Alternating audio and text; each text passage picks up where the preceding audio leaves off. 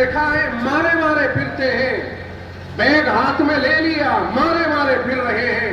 لوگوں کی نگاہیں کرم پڑ جائیں تو بڑی بات ہے، ورنہ نگاہیں کرم پڑنے کے بجائے نگاہیں غضب پڑ رہی ہے، اور لوگ یہ کہنا شروع کر دیتے ہیں ایک یہ آ گیا، ایک یہ آ گیا، اور طرح طرح کے تانے سننے پڑتے ہیں۔ تب کہیں جا کر کے ہم مدارس کے لیے چندہ اکٹھا کر کے لاتے ہیں۔ کاش کہ ہماری جگہ کوئی چودھری صاحب چلے، کوئی ڈاکٹر صاحب چلے، کوئی اور سبھا دین اسلام پر ایمان نہیں رکھتے ہیں، بلکہ اب تو اجنبی خود ہماری ہی نگاہوں میں بن گیا کہ ہم اہل علم، اہل ایمان، اسلام کو ماننے اور جاننے والے، اہل ثروت اور کاروباری، ہماری ہی نگاہوں کے اندر یہ دین اسلام اجنبی بن گیا۔ آج تو ہمیں عجیب لگنے لگ گیا۔ تعجب ہوگا، کافی دن پہلے کی بات ہے، میں علی گڑھ مدرسے کے کام سے گیا، ہاپوڑ کے خادم الاسلام کے۔ ایک آدمی بہت قریبی جاننے والا، جس کا یونیورسٹی کے اندر تعلق تھا، بہت گہرا تعلق تھا، اس نے کہا کہ آپ کی میں رہنمائی کرتا ہوں، کچھ امیروں کے پاس لے کے چلتا ہوں، اور امیروں میں بڑا طبقہ ان کالج کے یونیورسٹی کے ماسٹروں کا ہے جو 1.5 لاکھ روپے مہینے میں تنخواہ لے رہے ہیں، مسلم ہے سب۔ آئیے آپ میں ان کے پاس لے کے چلتا ہوں، اور میرے تعلقات بہت اچھے ہیں، اور انشاءاللہ بہت بڑا چندہ ملے گا، چونکہ وہ تو خود اسی لائن کے ہیں، ماسٹری لائن کے ہیں۔ وہ لے کر کے گئے مجھے، جگہ جگہ ہم نے ملاقات کی، اور تعلق میں وہ کھڑے ہو جاتے، باز آفیسوں میں ان کو دیکھ کر کے اچھے تعلقات تھے، کھڑے ہو جاتے، آئیے آئیے کہتے، تشریف آوری ہو گئی، بڑے دنوں میں بیٹھ جاتے، بات چیت کرتے، لو شاہی لیو۔ بیٹھنے کے بعد وہ اپنی بات رکھتے مجھ سے متعلق کہ یہ ہاپوڑ سے آئے ہیں، بہت بڑا ایک مدرسہ چل رہا ہے وہاں پر، اور اس کی طرف سے آئے ہیں کچھ چندہ کرنے کے لیے، دینی تعلیم دی جاتی ہے۔ تو میں نے دیکھا کہ کئی لوگوں تک وہ پہنچے ہیں۔ میں تعجب کے ساتھ یہ بات اس لیے کہہ رہا ہوں کہ آج ہم باہر سے سمجھتے کچھ ہے بعض کو، اور وہ اندر سے ہوتے کچھ اور ہیں۔ مجھے آج تک وہ تعجب میرا دور نہیں ہوا ہے، اور دور ہوگا بھی کیسے، اس لیے کہ جو حالات میں نے اپنی آنکھوں سے دیکھے اور میرے سامنے پیش آئے ہیں، میں ان حالات کا انکار نہیں کر سکتا ہوں۔ تعجب کے ساتھ پوچھتے ہیں مدرسے کیا ہوتے ہیں؟ کیا ہے یہ مدرسے؟ یونیورسٹی وہ کون سی یونیورسٹی ہے؟ وہ جسے مسلم یونیورسٹی کہا جاتا ہے۔ اس کے ٹیچرز، اس کے ادھیکاری، اس کے جو آفیسوں کے لوگ ہیں، آفیسوں میں بیٹھے ہوئے لوگ کہتے مدرسہ کیا ہوتا ہے جی، یہ اس میں کیا ہوتا ہے؟ ہماری سمجھ میں نہیں آ رہا جی یہ کیا ہے۔ پھر وہ کون سے ماحول میں رہتے ہیں، وہ کیا کرتے ہیں، ہماری سمجھ میں پھر ان کا ماحول نہیں آ رہا ہے۔ وہ کون سے ماحول میں ہے؟ کیا انہیں تحریہ کہا جائے؟ معاذ اللہ، نہیں، ہم تو نہیں کہیں گے۔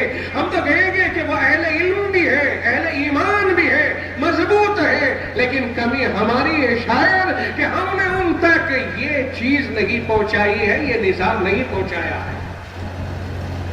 ہم پھر بھی یہ سوچ کر کے رہ جاتے ہیں کہ شاید ہماری ہی کمی ہے کہ ہم نے ان تک یہ نظام نہیں پہنچایا۔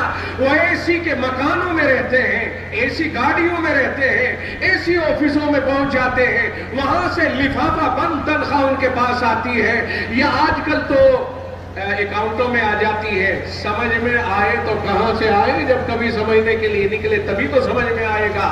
جب 4 جگہ وہ شخص مجھے لے کر کے یونیورسٹی میں پہنچا، اور ہر جگہ تعجب کی نگاہیں ڈال کر کے مجھ پہ پوچھتے رہی مدرسے کیا ہیں، یہ کیسے ہوتے ہیں، کیا ہوتا ہے، ہماری سمجھ میں نہیں آ رہا۔ اچھا وہ یہاں تک کہہ دیا کہ بھائی فلاں، نام نہیں لوں گا ان کا، بھائی صاحب آپ دوسرے کام سے آئے ہوتے تو ایک بات تھی، بھائی اس سلسلے میں ہم کچھ نہیں کر سکتے۔ تب چوتھی جگہ پر مجھے بہت ناراضگی محسوس ہوئی، اور میں بھی انٹرینڈ سا تھا اس وقت میں، مجھے بھی کچھ اندازہ نہیں ہوا، اور میں ان کے آفس میں جو برہم ہوا اور برسا، تو تب جا کر کے انہیں کچھ محسوس ہوا۔ اور میں بکھر گیا.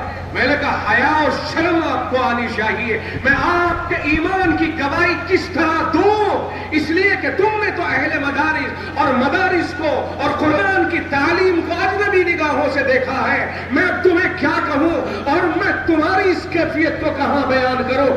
آج میں نے بہت مدت کے بعد پہلی مرتبہ اس اسٹیج کے اوپر یہ جملے استعمال کیے. نہیں کرنے چاہیے تھے مجھے استعمال، لیکن کر دیے کہ جنہیں ہم اپنے سر کا تاج سمجھتے ہیں وہاں یہ پوزیشن ہے.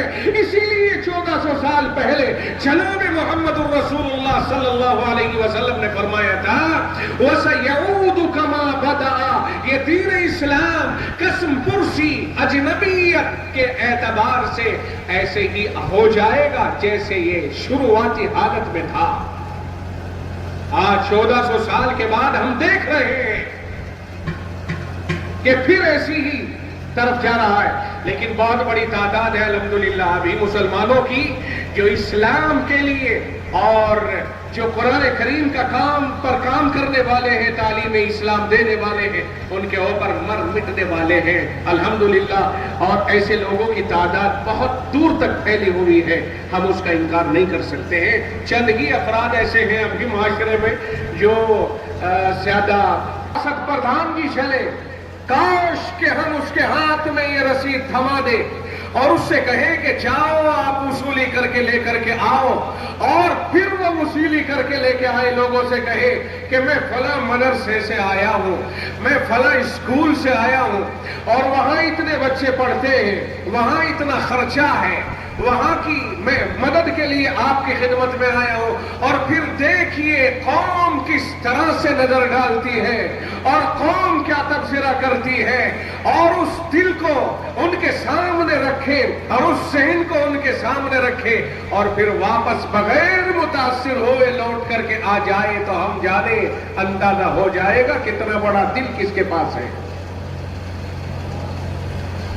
یہ مولوی کا دل ہے، یہ مولوی کا دماغ ہے، یہ مولوی کی سوچ ہے کہ کبھی بھی وہ لوگوں کی کمزور باتوں سے متاثر ہو کر کے مدرسوں کو چھوڑ کر نہیں بھاگتا. وہ جانتا ہے کہ جناب محمد الرسول اللہ صلی اللہ علیہ وسلم جس دین کو ہمارے پاس لے کر تشریف لائے تھے اس دین کے بارے میں خدا کا نے فرمایا ان الدین بدأ غریبا. فرمایا کہ یہ دین قسم پرسی کے عالم میں شروع ہوا ہے. اس دین کی ابتدا، اس دین کا آغاز اجنبیت کے اعتبار سے، اجنبی ہونے کی حالت میں اس دین کا آغاز ہوا ہے. لوگ اس کے اوپر اجنبی نگاہیں ڈالتے تھے. یہ کون ہے؟ یہ ملا جی کہاں سے آئے؟ وَإِذَا مَرُّوا بِهِمْ يَتَغَامَزُونَ. اور لوگ جب ان کے پاس سے مسلمان گزرتے تھے تو لوگ ان کی طرف اشارے کر کر کے کہتے تھے کہ دیکھو یہ جا رہے ہیں، اور ان کی ہتک کرتے، توہین کرتے. اللہ کے نبی علیہ السلام نے تسلی دیتے ہوئے فرمایا ان الدین بدأ غریبا. دین اسلام کی ابتدا قسم پرسی اور اجنبیت کی حالت میں ہوئی ہے. وَسَيَعُودُ كَمَا بَدَأَ. اور اہل علم کے لیے کہہ رہا ہوں وَسَيَعُودُ كَمَا بَدَأَ.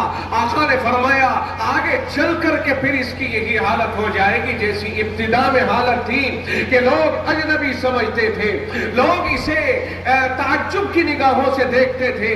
لوگ ان اہل اسلام کی طرف اور اہل علم کی طرف اور جناب محمد الرسول اللہ کے شاگردوں کی طرف، صحابہ کی طرف، ابو بکر کی طرف، عثمان و علی اور تمام صحابہ کی طرف مکہ مکرمہ کے زمانے میں عجیب عجیب نگاہیں ڈال کر کے دیکھتے اور اشارے کرتے، مذاق اڑاتے اور اپنے آپ کو برتر اور اعلیٰ اور بالا کہتے.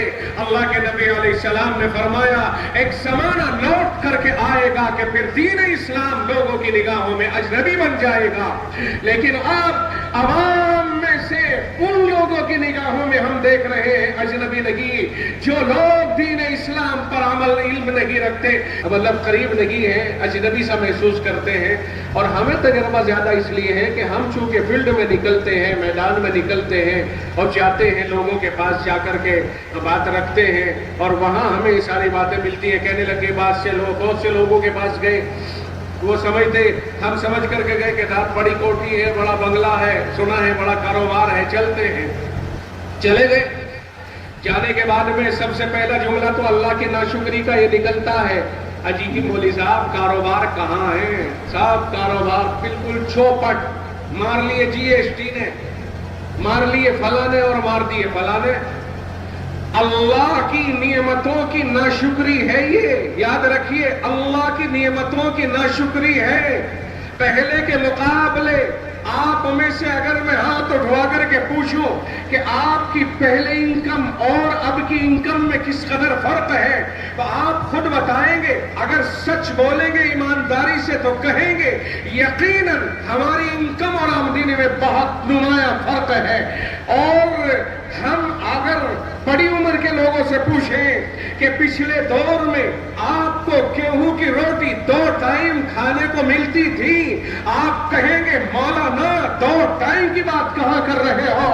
جب کوئی مہمان آتا تھا تب جا کر کے کہیں سوچتے تھے کہ آج گھر میں گیہوں کی روٹی پکے گی, مانڈے پکے گے, اور آج تو آدھی روٹی ہمیں مل ہی جائے گی. ہم یہ سمجھتے تھے. میرے پروردگار نے آج تمہیں گیہوں کی روٹی کھلائی اور اتنا گیہوں تمہاری زمینوں میں دیا کہ 50 بیگھے میں جو گیہوں وصول ہوتا تھا آج وہ 5 بیگھے میں نکل رہا ہے. پروردگار نے دینے میں کوئی کسر نہیں چھوڑی ہے. ہم ناشکرے ہیں, خدا کی نعمتوں کی ناشکری پر ناشکری کر رہے ہیں. بیمار آدمی کو کبھی کوئی موسمی بتا دی, انگور بتا دیے, پھل بتا دیا, بیمار پڑا ہوا ہے اور شہر بھر میں گھوم گئے, گڑھ میں گھوم گئے, ہاپوڑ میں گھوم گئے, موسمی نہیں ملی ہے اور پورے شہر میں انگور نہیں ملے. کہا جی نہ, کہنے لگے فلاں گھوڑا تانگا چلاتا ہے اور وہ جائے گا اور اس کو پیسے دے دو, وہ شہر سے پھل لے آئے گا. فلاں ڈاکٹر نے بتایا ہے انگور کھلا دینا, لیکن پورے شہر میں سے اسے انگور نہیں دستیاب ہوا. آج ہمارے سامنے گاڑیاں بھری ہوئی گھوم رہی ہیں. آج وہ کون سا پھل ہے, ودیشی پھل بے موسم آپ کے دروازوں پر, آپ کے گاؤں میں. میں شہروں کی بات نہیں کر رہا, گاؤں میں اللہ نے آپ کو جو نعمتیں عطا فرمائی ہیں وہ بگیوں میں, گاڑیوں میں, تانگوں میں بھرے ہوئے پھر رہے ہیں. سڑکوں پہ لائنیں لگی ہوئی ہیں. آپ نکلیے, ابھی آپ کے علاقے میں آم نہیں آیا, آپ کو باہر 1 مہینہ ہو گیا, آپ کو سڑکوں کے اوپر آم کی کریٹیں سجی ہوئی نظر آئے گی اور 10-15 طرح کا آم اس علاقے کے اندر نظر آئے گا. وہ کون سی نعمت ہے جو رب ذوالجلال نے ہمیں عطا نہ فرمائی ہو؟ لیکن ہم ہیں کہ نہیں, نعمتوں کی ناشکری کرتے کرتے یہاں تک پہنچ جاتے ہیں کہ جی ہے ہی نہیں کچھ. اور جب کبھی اپنا موقع آتا ہے یا دکھاوے کا موقع آتا ہے وہاں سب کچھ نکل آتا ہے. معلوم نہیں کہاں وہاں چھپا کر کے رکھا ہوا تھا. آج کے مقابلے پہلے دور کے اعتبار سے میں آپ سے پوچھتا ہوں کہ نہ جانے کتنے ہیں کہ ہم نے اپنی آنکھوں سے دیکھا ہے کہ پیدل سفر کریا کرتے, کہا گاڑی سے گھوم کر جائیں گے تو جنگل کے مقابلے کرایہ بھی لگے گا, دور بھی پڑے گا. جنگل کے راستے 10 کلومیٹر ہے, بس کے راستے 25-30 کلومیٹر ہے, لہذا ہم جنگل 10 کلومیٹر کا سفر کر کے نکل جائیں گے. پیسہ بچے گا, ننگے پیر جا رہا ہے, جوتے کیوں نہیں پہنتا, کہاں گھس جائیں گے, ٹوٹ جائیں گے. گاؤں کے قریب جا کر کے پیر دھو کر کے مہمان جوتے پہنتا. نہ جانے کتنے لوگ ہم میں سے ایسے تھے جو اس طرح کیا کرتے تھے, جوتوں کو آتے ہی دھو کے رکھ دیے, ننگے پیر گھوم رہے ہیں. کہنے لگے نہیں, جوتے اگر ٹوٹ گئے تو کہاں سے پہنیں گے.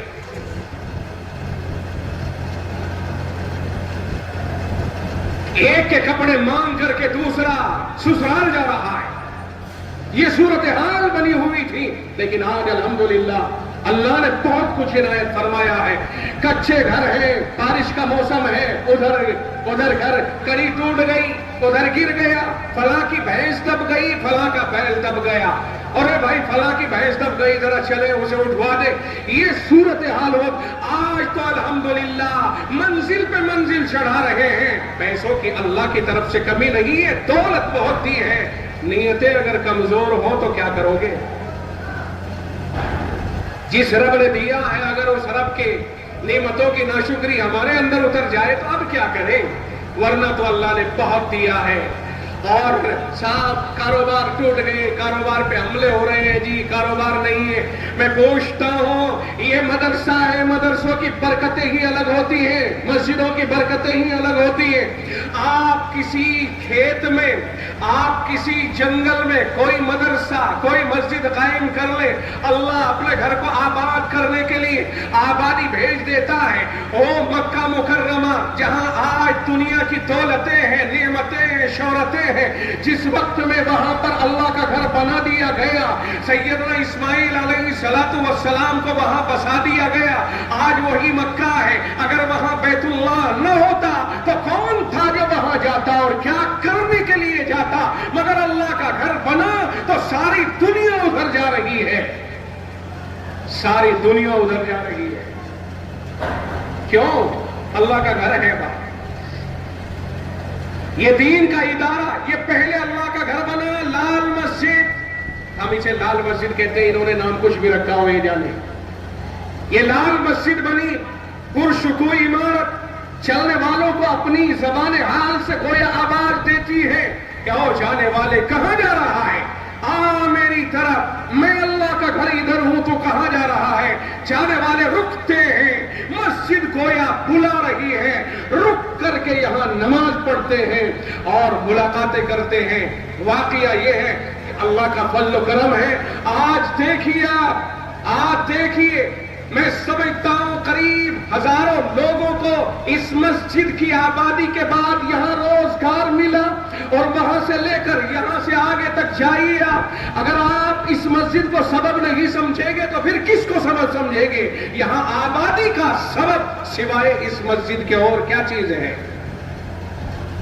آپ بتائیے. سب سے پہلے یہاں مسجد قائم ہوئی کہ نہیں ہوئی؟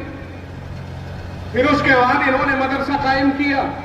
آج مدرسہ الحمدللہ پھیلا ہوا ہے اور اس کی عمارت کو دیکھ دیکھ کر کے لوگ کہتے ہیں ہم بھی ایسی ہی بنائیں گے، ہم بھی ایسا نظام بنائیں گے. نظام پوچھ کے جاتے ہیں، ہم بھی ایسا نظام قائم کریں گے.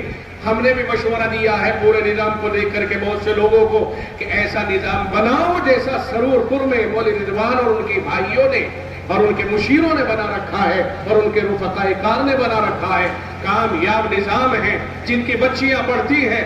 اس نظام کا علم تو صحیح معنی میں ان کو ہے، جن کی بچیاں اور بچے یہاں سے فائدہ اٹھا رہے ہیں.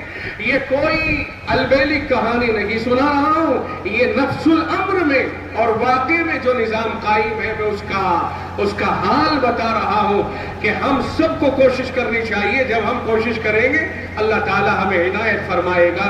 کوشش کرو، کوشش کرو، انشاءاللہ العزیز کوشش کے صلے میں اللہ تعالی ہماری مدد فرمائے گا.